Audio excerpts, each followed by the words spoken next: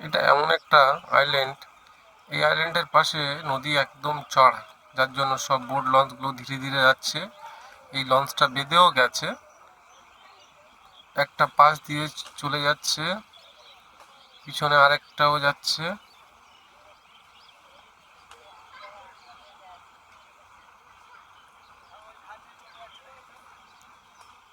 এও ভয় দিয়ে আস্তে দিয়ে যাচ্ছে।